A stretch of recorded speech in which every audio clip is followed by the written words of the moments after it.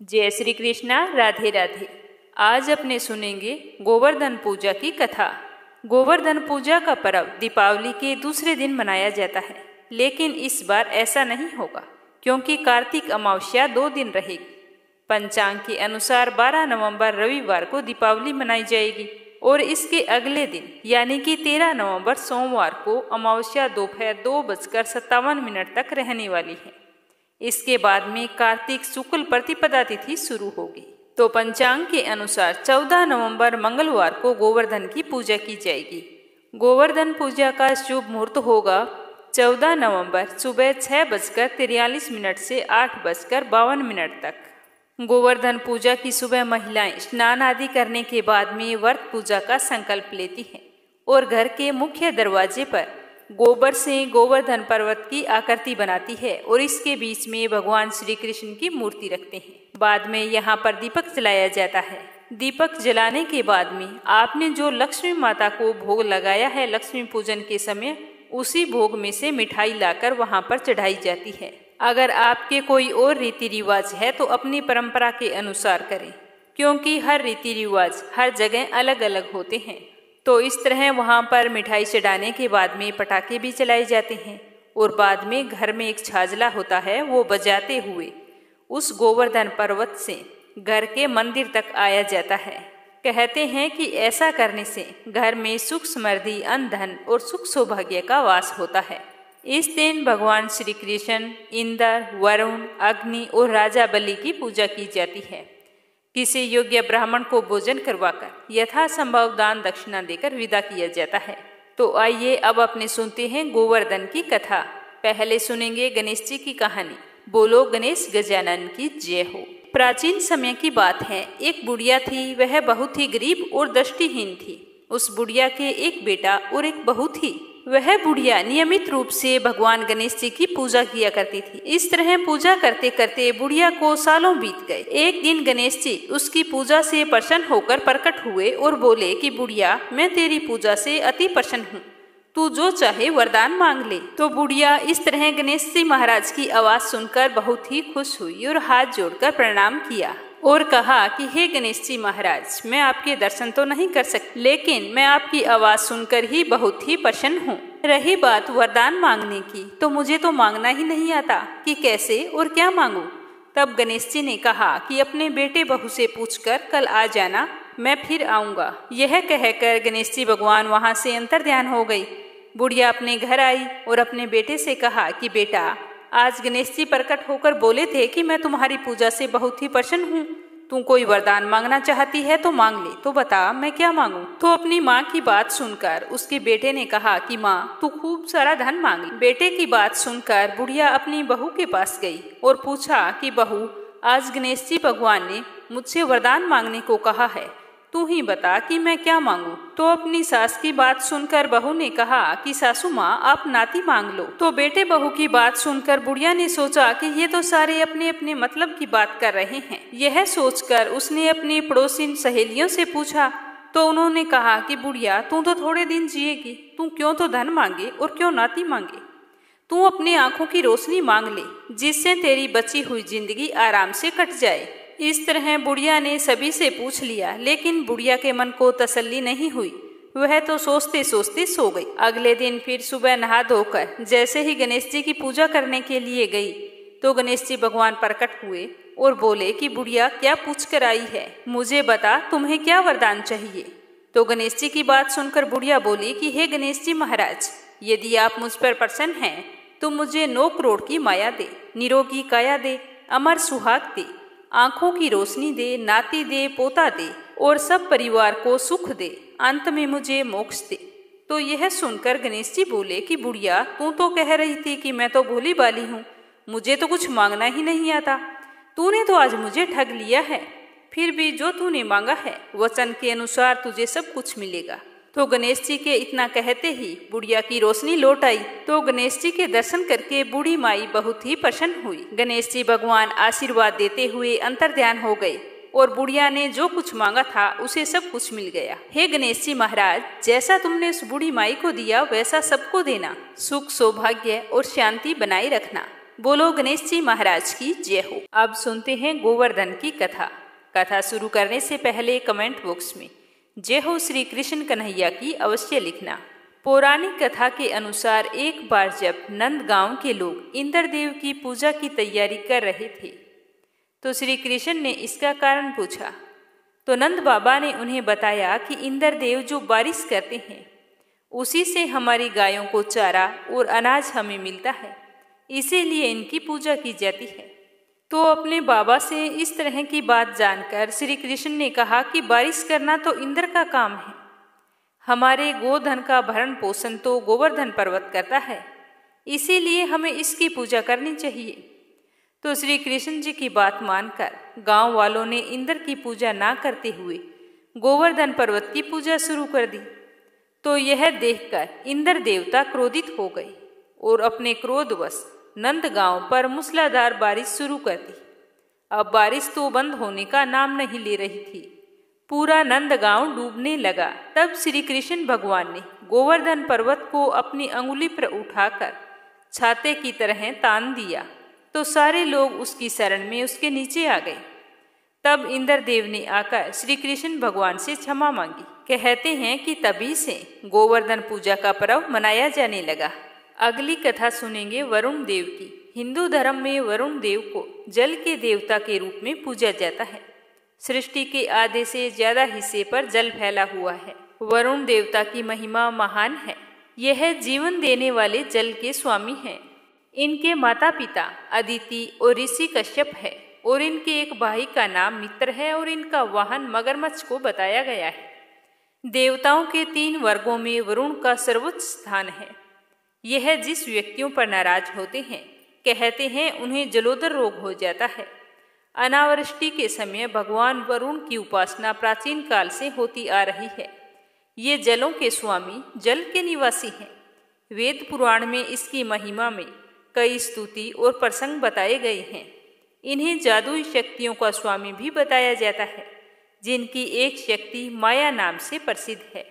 वरुण के पुत्र पुष्कर इसके दक्षिण भाग में सदा उपस्थित रहते हैं। इन्हें समुद्रों का देवता और रात्रि में आकाश के देवता के रूप में माना जाता है। इनके मुख्य 2 हथियार हैं, एक वरुणपाश और दूसरा वरुणास्त्र। वरुणपाश नागों द्वारा बना महाघातक हथियार है। देवताओं के भरे हुए कलश में वरुण देवता का स्थान माना जाता है। जल से भरे तांबे के कलश का पूजन करें।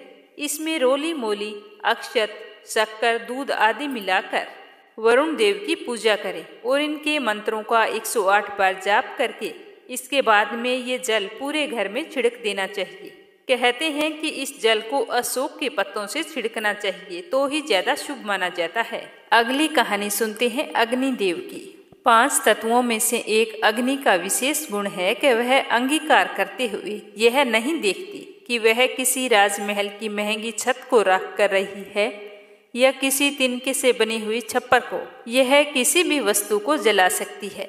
अग्निदेव के पास यह कोई शक्ति नहीं है, बल्कि एक श्राप की वजह से ऐसा होता है। तो चलिए आज अपने इस कहानी में जानेंगे कि अग्निदेव को यह श्राप किसने दिया। मान्यता के अनुसार ब्रह्मा जी के पुत्र कहे जाने वाले महर्षि भृगु एक दिन संध्या उपासना करने के लिए अपने आश्रम से गंगा तट की ओर जाने लगे। रास्ते में पुलोमन नाम के एक राक्षस ने उन्हें जाते हुए देखा, तो वह एक साधु का वेश बनाकर उनके आश्रम पर चला गया और वहां जाकर उसने कहा, भिक्षाम देहि। तो भिक्षाम देहि की आवाज लगाई, तो जिसे सुनकर भृगु की पत्नी जो गर्भवती थी पुलोमा, वो बाहर आई। उन्होंने साधु के रूप में आई राक्षस को प्रणाम किया और भोजन का न्योता देकर अंदर बुलाकर भोजन परोसा, क्योंकि वह राक्षस तो साधु के वेश में पुलोमा को देखने के लिए ही आया था। क्योंकि बचपन में पुलोमा का वागदान संस्कार उसके पिता ने पुलोमन के साथ कर दिया था। पुलोमा की खूबसूरती देखकर पुलोमन को बहुत ही दुख हुआ, परंतु उसने कुछ भी अनुचित नहीं किया, बस भोजन ग्रहण किया और कुटिया से बाहर निकल आया। कुटिया के बाहर हवन कुंड में अग्नि प्रज्वलित थी, जिसे पुलोमन ने प्रणाम करके कहा कि हे अग्निदेव, आपको आपके धर्म की सौगंध, जो भी मैं आपसे प्रश्न पूछूं उसका सही सही उत्तर देना। तो अग्निदेव बोले कि पूछो वत्स। तो पुलोमन ने प्रश्न किया कि ये जो पुलोमा है, इसके पिता ने इसका विवाह बचपन में मेरे साथ कर दिया था, पर युवा होने पर इसका विवाह भृगु ऋषि के साथ करा दिया गया है। तो अब आप ही बताइए कि यह किसकी पत्नी है। तो यह सुनकर अग्निदेव हिचकिचाए। तो पुलोमन बोला कि देखिए प्रभु, अगर आप कहते हैं कि यह मेरी पत्नी है तो मैं इसे यहाँ से अभी लेकर चला जाऊंगा, और यदि आपने झूठ बोला तो मैं आपको श्राप दे दूंगा। तो यह सुनकर अग्निदेव तो असमंजस में पड़ गए और कुछ देर रुक कर बोले कि सुनो पुलोमन, यह सत्य है कि पुलोमा का विवाह पहले तुम्हारे साथ हुआ था, परंतु तुम्हारे साथ हुआ विवाह केवल वाणी के आधार पर था, परंतु महर्षि भृगु के साथ हुआ विवाह समस्त रीति रिवाजों के साथ हुआ है। तो यह सुनते ही पुलोमन क्रोधित हो उठा और अत्यधिक गुस्से के कारण पुलोमा को उठाकर ले जाने लगा। तो उसी समय पुलोमा ने एक पुत्र को जन्म दिया, जिसके तेज से पुलोमन जल गया। तो यह सब देखकर पुलोमा डरकर रोने लगी। तभी महर्षि भृगु आ गई और उन्हें सारी घटना का पता लगा।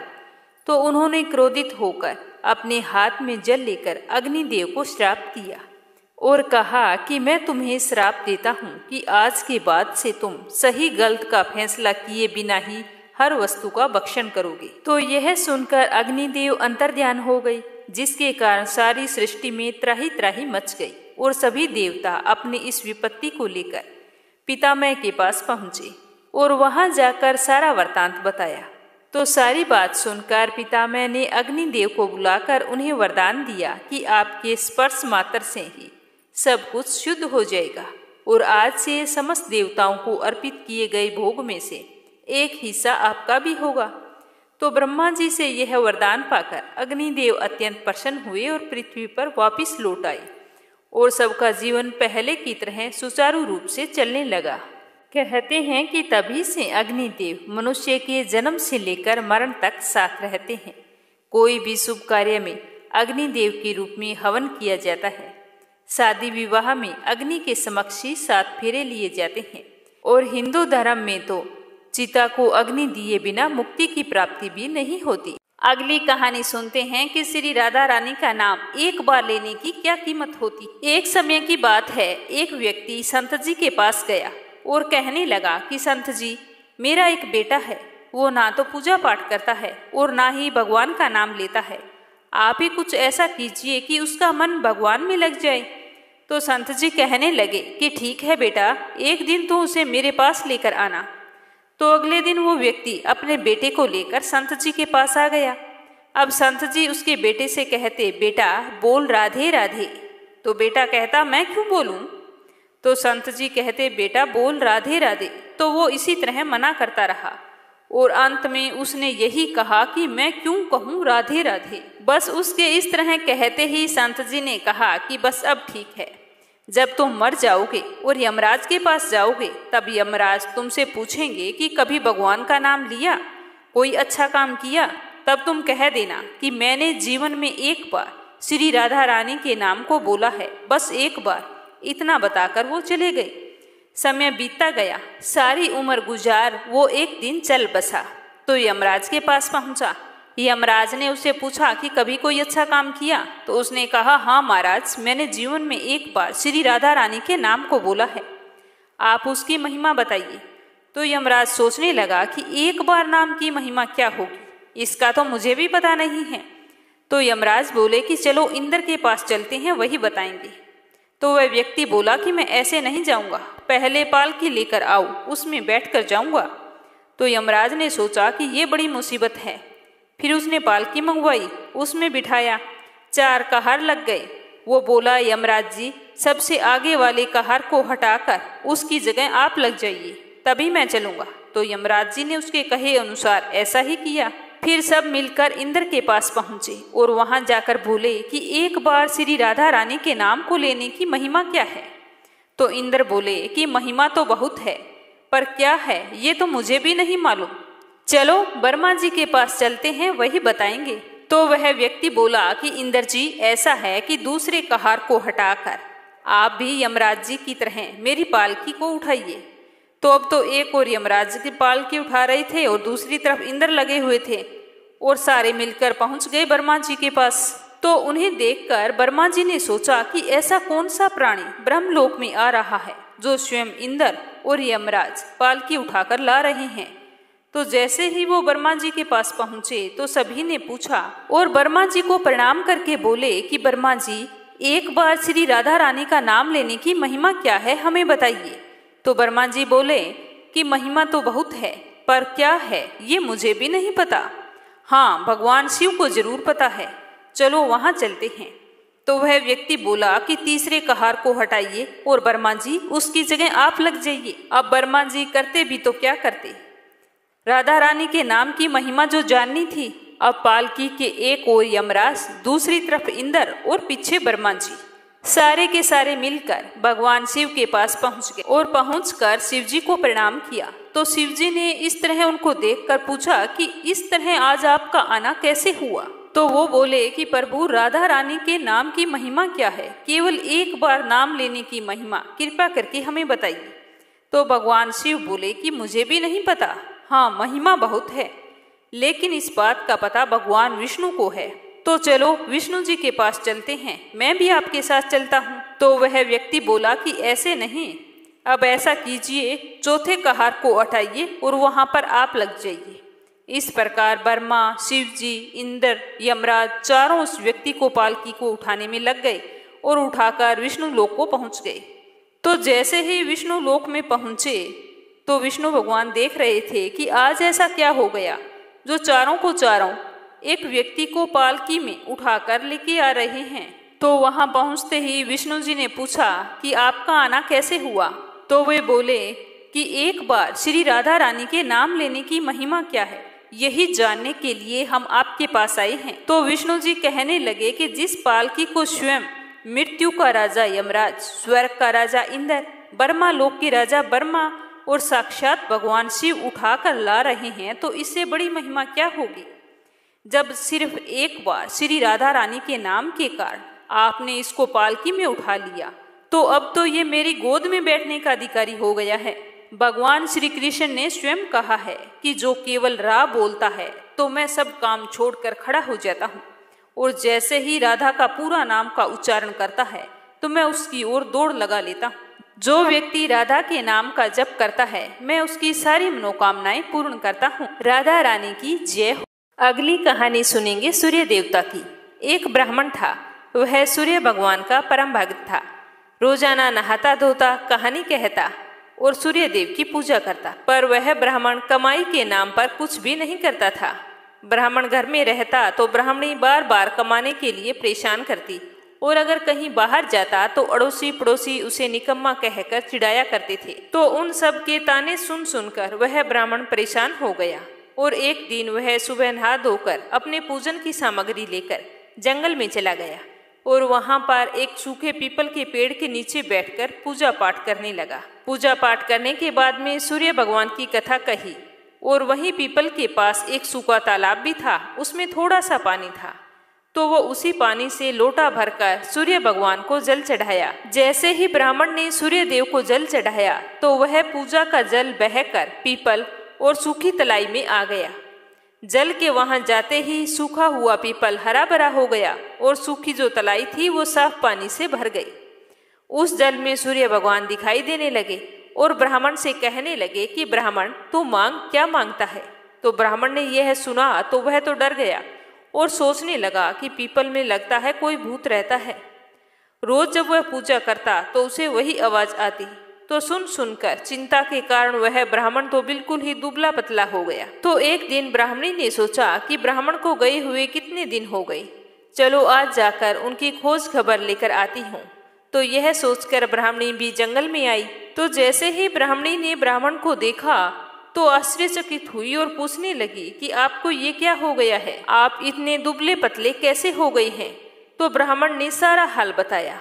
तो ब्राह्मणी ने ब्राह्मण की सारी बात सुनकर कहा कि आपके जल चढ़ाने के बाद में ये आवाज आती है, तो मुझे तो लगता है कि सूर्य भगवान स्वयं आते हैं। कल अगर आपको फिर से वही आवाज सुनाई दे तो सब कुछ मांग लेना। तो ब्राह्मण ने कहा कि कैसे मांगू, मुझे तो कुछ मांगना ही नहीं आता। ज़्यादा कुछ कहना होगा तो मैं तो भूल जाऊंगा। तुम मुझे कोई ऐसी तरकीब बताओ जिसे कम शब्दों में ज़्यादा मिल जाए। तो ब्राह्मणी कहने लगी कि तुम इस प्रकार से कहना कि नौखंडे के महल के अंदर सोने के पालने में पड़पोते को दास दासियों द्वारा खिलाते अपनी आंखों से देखूं। इस प्रकार लंबी उम्र, महल, बेटे, पड़पोते, बहुएं, धन सब कुछ मिल जाएगा। तो ब्राह्मण सुनकर कहने लगा कि मुझे तो समझ में नहीं आया। तो ब्राह्मणी कहने लगी कि धन होगा तभी तो सोने का पालना, दास दासियां होंगे, आंखें घुटने ठीक होंगे तो ही अपने पड़पोते को सोने के पाले में झूला झुला सकेंगे और देख सकेंगे। बेटे और बहू होंगे तो ही पड़पोते के दर्शन होंगे। तो यह सुनकर ब्राह्मण ने कहा, हाँ ठीक है, अब मुझे सब कुछ समझ में आ गया है। दूसरे दिन जैसे ही ब्राह्मण ने स्नान करके पूजा पाठ करके सूर्य देवता को अर्घ्य दिया तो आवाज आई। ब्राह्मण ने वैसा ही कहा जैसा ब्राह्मणी ने समझाया था। तो सूर्य भगवान ने कहा कि देखने में तो भोला भाला लगता है, फिर भी एक बार में सब कुछ मांग लिया। फिर भी तुमने जो मांगा है वो तुम्हें अवश्य मिलेगा। जा, तेरी हर इच्छा पूरी होगी। तो ब्राह्मण इस तरह का आशीर्वाद पाकर खुशी खुशी घर की तरफ चल पड़ा। घर आया तो देखा कि टूटी फूटी झोंपड़ी की जगह एक नौखंडा महल खड़ा था। दास दासी आ जा रहे थे। तो ब्राह्मण ने कहा कि यहाँ पर मेरी झोंपड़ी थी और एक बूढ़ी ब्राह्मणी थी, वो कहाँ गई? उसी समय महल से एक सुंदर औरत गहनों से और सुंदर कपड़ों से सजी हुई बाहर निकलती है और ब्राह्मण से कहती है कि आ जाओ स्वामी, यह अपना ही घर है। सूर्य भगवान ने तुम्हारी सारी मनोकामना पूर्ण कर दी है। तो ब्राह्मण ने कहा कि हम इतने धन का क्या करेंगे? तो ब्राह्मणी ने कहा कि धन से क्या नहीं होता, दान पुण्य करेंगे, यज्ञ करेंगे, होम करेंगे, भूखों को भोजन करवाएंगे, प्याऊ लगवाएंगे, धर्मशाला बनवाएंगे। तो ब्राह्मण ने ब्राह्मणी के कहे अनुसार वैसा ही किया। अब थोड़े ही समय में सारी प्रजा राजा की जगह उस ब्राह्मण के गुणगान करने लगे। जब यह बात राजा तक पहुंची तो राजा ने सुनकर उस ब्राह्मण को बुलाया और पूछा कि कल तक तो आपको खाना भी नहीं मिलता था, आज ये धन कहाँ से आया? कहाँ पे चोरी की है, डाका डाला है, क्या कुछ किया है? मुझे सब कुछ सच सच बताओ। तो ब्राह्मण ने कहा कि महाराज, मैंने ना तो चोरी की है और ना ही डाका डाला है, ये तो सब सूर्य भगवान की कृपा से मुझे प्राप्त हुआ है। यह कहकर ब्राह्मण ने सारी बात राजा को बता दी। तो राजा ने कहा कि हे ब्राह्मण देवता, मेरे पुत्र नहीं है, अब तुम मुझे बताओ कि मुझे क्या करना चाहिए। तो ब्राह्मण ने राजा को सूर्य भगवान की पूजा विधि बताई। तो राजा ने वैसा ही किया। तो राजा के घर 10वें महीने सुंदर पुत्र ने जन्म लिया। अब तो सारे लोग सूर्य भगवान की जय जयकार करने लगे। हे सूर्य भगवान, जैसे आपने ब्राह्मण और राजा की मनोकामना पूर्ण की वैसी सबकी करना, कहानी कहने वाले की। तो ये थी गोवर्धन पूजा में सुनी जाने वाली पौराणिक कथाएं। सुनकर आपको कैसी लगी कमेंट बॉक्स में जरूर बताना। और साथ ही अगर आपने मीरा भक्ति चैनल को सब्सक्राइब नहीं किया है तो जरूर करना। भगवान आपकी सारी मनोकामनाएं पूर्ण करे। जय श्री कृष्णा। राधे राधे।